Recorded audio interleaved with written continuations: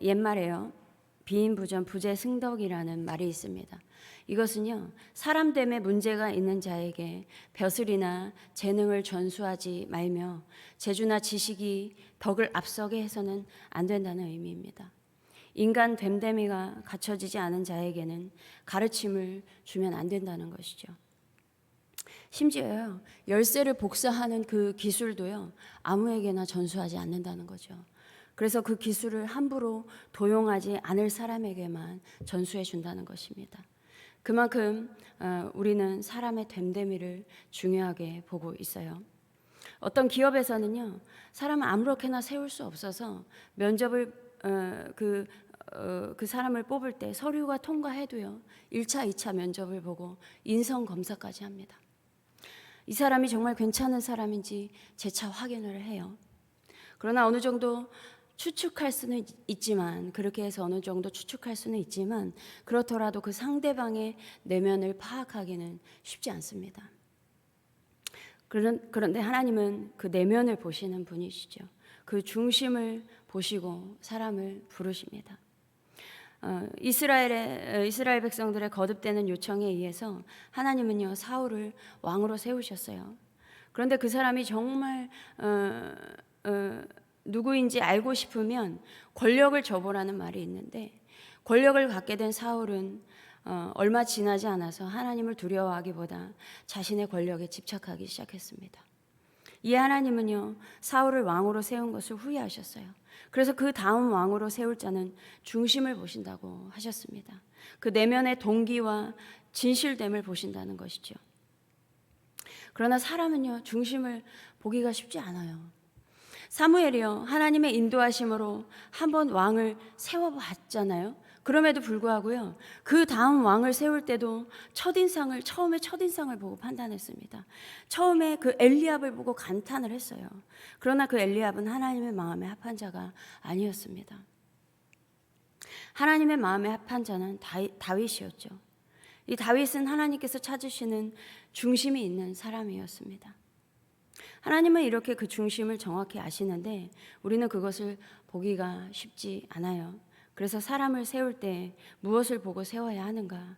그래서 구약 시대에 보면요, 이스라엘 백성이 출애굽한 후에요, 모두가 이제 어렵게 출애굽을 했잖아요. 고생하면서 출애굽했는데, 그러면 한 마음 한 뜻으로 살아가면 참 좋았을 텐데 그렇지 못했던 것이죠. 광야에 있는 백성들의 그 송사는 끊임없었습니다. 그러다 보니 모세가 아침부터 저녁까지 그들의 사정을 듣고 판결을 해야만 했어요.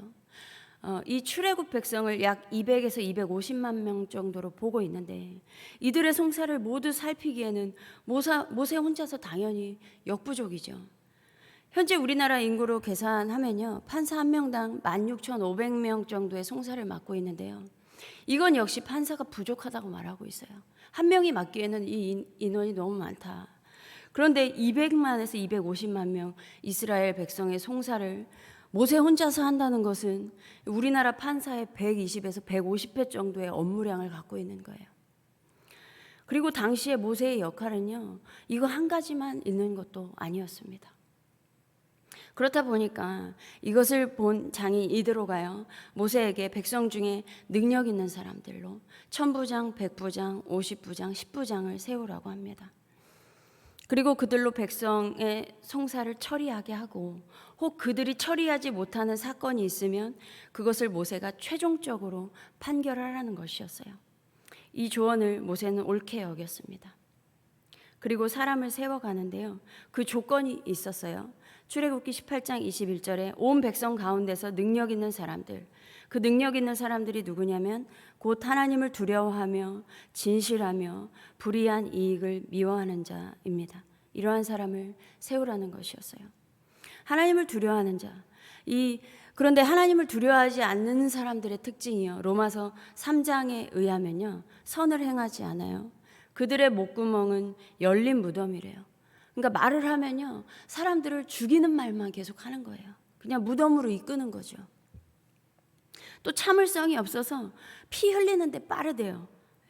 속이기도 하고요, 또 악독이 가득하고 평강도 없습니다. 반면에 하나님을 두려워하는 자는 이 반대로 해석을 하면 되죠. 선을 행하고요. 말에도 신중하고 생명을 살리는 말을 하는 거예요. 그리고 정말 사람의 생명을 존중하게 여기고요. 정직하다는 것입니다. 이렇게 하나님을 두려워하는 자를 세워야 한다는 거예요. 두 번째는 진실된 자, 거짓이 없는 자를 세워야 된다는 것이죠. 세 번째는 불의한 이익을 미워하는 자, 부정직한 소득을 싫어하는 거예요. 뇌물을 싫어하는 것이죠. 이렇게 겉으로 표현되는 모습에서 어느 정도 그 중심을 우리는 추측할 수가 있어요. 그래서 그러한 사람을 세우게 됩니다. 그런데 여러분, 우리의 부르심을 보세요. 고린도전서에 의하면 지혜로운 자가 많지 아니하며 능한 자가 많지 아니하며 문벌 좋은 자가 많지 아니하도다, 이렇게 말씀하고 있어요. 대부분 세상의 천한 자들, 멸시받는 자들, 없는 자들을 택하셨습니다. 예수께서 사람을 부르실 때 지혜롭지 못한 자가 참 많았고요. 애초에 능력이 없는 자도 참 많았습니다. 심지어 사회에서 죄인이라고 낙인 찍은 자들도 있었어요. 예수님의 12 제자 역시 이러하기는 마찬가지였습니다.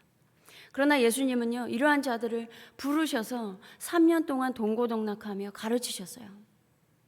그런데 예수께서 붙잡히실 때 모두가 주랭랑을 치는 나약한 배신자들로 전락했습니다. 그럼에도 부활하신 예수님은 그들을 다시 찾아오셨어요. 이것을 용인술이라고 합니다. 용인술은요, 다른 사람의 말이나 행동을 너그럽게 받아들여 인정하는 기술이나 재주를 뜻해요. 용인술의 이 기본은요, 능력이 뛰어난 사람은 네 편 내 편 가르지 않고 적극적으로 발탁하는 것이 기본이라는 것이죠. 이 미국 대통령 링컨은요, 자신의 경쟁자였던 인물 다수를 과감하게 강요로 임명해서 국제적 난제를 해결하도록 했어요. 이러한 링컨은 지금도 미국의 역대 대통령 중에 가장 존경받는 인물로 꼽히고 있습니다. 심지어 삼국지에서요, 조조는요, 자신을 배신했던 사람까지도 다 받아들였습니다. 한 번은요, 조조가 관도라는 지역에서 적장 원소와 한판 승부를 겨룰 때 당시 내부에 원소와 내통했던 여러 명의 배신자가 있었고요. 다행히 전쟁 직전에 그들을 색출해서 체포했어요. 그런데 지금 전쟁 상황이 너무 급박해서요, 우선 전쟁을 할 수밖에 없었습니다. 이때 수적으로 열세했음에도 불구하고 전쟁에서 승리를 했어요. 그리고 승리의 축하 잔치를 하면서 조조는 거대한 화로를 가져오라고 했습니다. 사람까지도 집어넣을 수 있는 그 거대한 화로였어요. 그리고 체포된 배신자들을 모조리 데려오라고 지시를 해요. 이때 배신자들은요, 직감을 했어요. 그냥 죽겠구나. 저 화로에 던져져서 우리는 죽겠구나 직감을 했습니다. 그러한 두려운 상황에서 조조는 그들이 적군과 내통했던 편지를 또박또박 읽었습니다. 아마 식은땀이 흘렀을 거예요.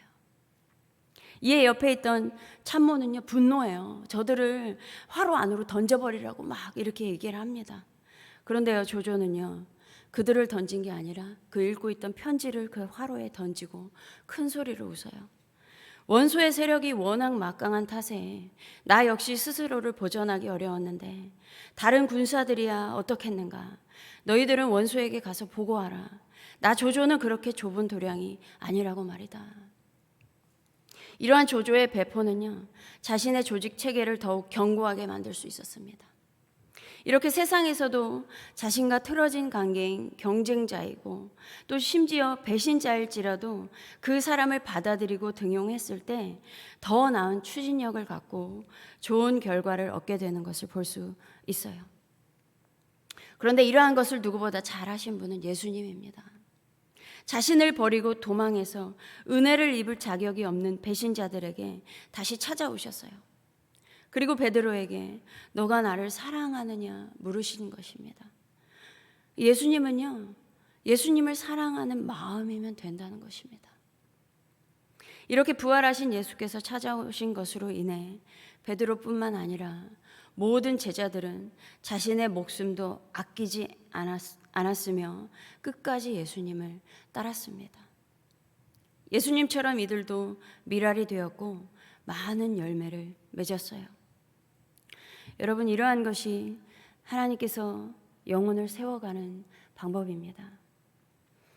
그러므로 여러분, 한순간의 허물과 실수가 있다고 하더라도 다시 중심을 하나님께로 돌이키시기 바랍니다. 이러한 사람에게 하나님은 하나님 나라의 일을 맡기고 그 능력을 더하여 주실 것입니다. 이렇게 중심을 하나님께로 돌이키는 은혜가 한성교회에 넘쳐서 영혼을 많이 살리는 하나님 나라의 일을 하게 되기를 소망합니다. 기도하겠습니다. 하나님, 정말 감사합니다. 우리의 부르심을 보면 하나님, 정말 지혜롭지 못하고 능력도 없는 우리를 부르신 하나님의 은혜가 얼마나 큰지 다시 생각해 보게 됩니다. 하나님, 이렇게 부족함에도 불구하고 또 실수와 허물이 많은 우리임에도 불구하고 거듭 용서하시고 다시 세워가시는 하나님의 은혜 앞에 하나님, 감사와 영광을 올려드립니다. 하나님, 우리가 겸손하게 주님을 따르며 다시 한번 우리의 중심을 드리며 주님을 따르기를 원합니다. 하나님, 우리를 붙드시고 인도하여 주셔서 그 귀한 하나님 나라의 일을 아버지 우리를 통하여 이루어 가실 때에 정말 많은 영혼들이 살아나는 귀한 은혜 허락하여 주시옵소서. 감사드리며 우리 주 예수 그리스도의 이름으로 기도드립니다. 아멘.